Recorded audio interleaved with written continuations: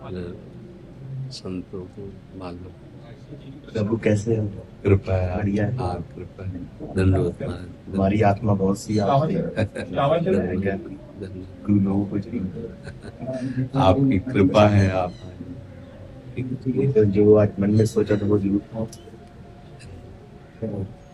पहनाओ सब संतों को। गुरु जी एक थोड़ा सा प्रश्न कर दो आप। बैठ जाओ आप, बैठ जाओ।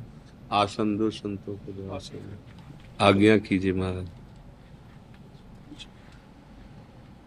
कल भी हम आए थे गुरु जी जी आपके पास, जी। तो हमारी बहुत आत्मा कर रही थी आपको मिलने के लिए, तो कहने लगे हमारे डायलिसिस कराने गए हुए हैं। हाँ कल तो डायलिसिस। कल हमारा ही बहुत मन से आत्मा से बहुत दुखी हुई है कि हमारे लोगों को इतना बड़ा दुख लग रहा है। तो वैसे शरीर का दुख कोई दुख नहीं है, ये तो देहाभिमान के कारण ही हमें बहुत ज्यादा दुख सुख में लिप्तता हुई है। जो स्वरूप है वो दुख सुख से परे है। जब उसका वास्तविक गुरु कृपा से बोध हो जाता है तो सहनशीलता इतनी होती है कि हर कष्ट सह जाते, आनंद पूर्वक सहा जा सकता है। और हम परमार्थ के प्रतीक हैं अपने सब, तो इसी शरीर राग को मिटाने के लिए ही तो हम परमार्थ पे चले हैं। वास्तविक हमारा ये स्वरूप नहीं है, न स्थूल शरीर, न सूक्ष्म शरीर, न कारण शरीर। जो हम आत्म स्वरूप हैं, इसी की स्मृति से हमें अपनी विस्मृति हो गई है। अब इसकी विस्मृति करके अपनी स्मृति में स्थित हो जाना है। यही हमारी साधना, चाहे ज्ञान मार्ग से देखो चाहे भक्ति मार्ग से देखो। जैसे ज्ञान मार्ग में ना, तीनों शरीरों का बाध करने पर जो अचिंत्य हमारा स्वरूप है उसी में हमारी स्थिति होती है। और जो भक्ति है ना, तो जो अचिंत्य तत्व है उसे आराध्य देव के रूप में माना गया और अपने को दासत्व भाव में भेद करके माना गया, वो जाकर अभेद ही हो जाता है। तस्मित तज्जने भेदा अभावात, प्रभु और प्रभु के जन्म में अभेद स्थिति, जानत तुम्हें तुम्हें हो। तो बात तो घूम के वहीं आती है। तो अपने को भगवत चिंतन में रखना, चाहे वो आत्मस्वरूप का चिंतन, चाहे गुरुदेव का चिंतन हो, चाहे प्रभु के नाम रूप लीला का चिंतन हो, वो एक ही परम तत्व के ये चिंतन। हमारा चिंतन देह और देह जनित भोग और देह जनित चेष्टाएं, ये हमारा चिंतन है। मतलब व्यवहार में वर्णन किया जाता है, लेकिन अपने लोग व्यवहार के नहीं, अपने लोग परमार्थ के सुभट हैं, परमार्थ के योद्धा हैं। तो हमारा यही प्रयास रहना चाहिए कि अंदर से जितना बाह्य चिंतन है वो सब विस्मृत हो जाए। बाह्य व्यवहार की सत्ता नहीं है। ना सतो विद्यते भाव, ना भाव विद्यते सत्ता। जिस सत का कभी अभाव नहीं है उसी का अनुभव करना है। ये जो व्यवहार है, जैसे विविध प्रकार के धर्मावलंबी जन एक दूसरे के धर्म को ऊंचा नीचा करके लड़ाई झगड़ा, ये परमार्थ के पथिकों का मार्ग नहीं है। जब द्वैत है ही नहीं तो झगड़ा किससे है। सर्वम खलमिदम ब्रह्म, चाहे जिस मार्ग का पथिक हो।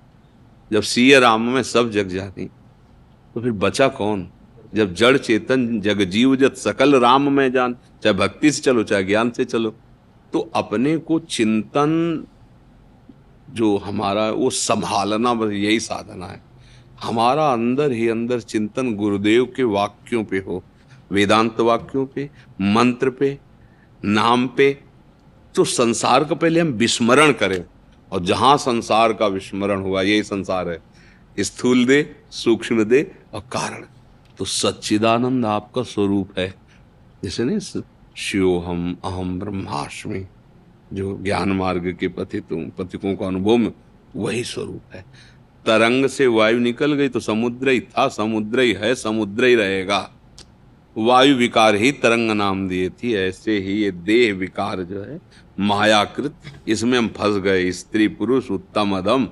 और वो अंदर जो तत्व है वो एक ही है, उसमें द्वैत नहीं है। इसलिए खूब भजन परायण, संयम पूर्वक शरीर के व्यवहार को अपने दुख सुख में सम्मिलित न करे।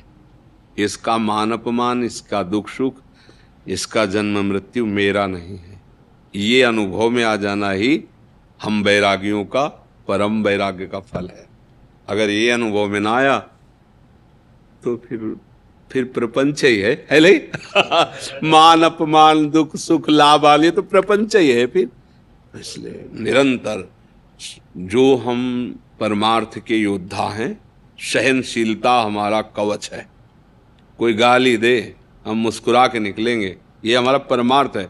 बल है उसको शासन में लेने का, तप बल देह बल सब बल है, पर वो नीचापमानम शुद्धा, नीच पुरुषों द्वारा किए हुए अपमान को भी वो अमृत के समान सहन, ये हमारे परमार्थ के सुभट के लक्षण हैं। कोई बहुत सम्मान कर रहा है, दोबारा याद नहीं आनी चाहिए उसकी। कोई बहुत अपमान कर रहा है, उस पर कभी गुस्सा नहीं आनी चाहिए। राग रहित विचरण, बाहर भी और अंदर भी, वही महात्मा है। जो राग रहित है वही महात्मा है, जो अनुराग युक्त है वही प्रेमी है। चित्त व प्रभु में अनुरक्त, या आत्मरति या कृष्ण रति, एक ही बात है। आप सबके चरणों में प्रार्थना है। क्या अभी और कुछ बात है? मन की जो शंका थी वो दिखी। और हमें बड़ा सुख मिलता है, जैसे आप देखकर महाराज जी में बहुत खुशी हुई है। आपको जो कुछ चाहिए नहीं, आप सब गुरुजन है, आप कृपा करके दर्शन देने आए। हम अदम रोगी शरीर तो जा नहीं पाते, तो आप सब महापुरुष आ करके हमें दर्शन देते हैं।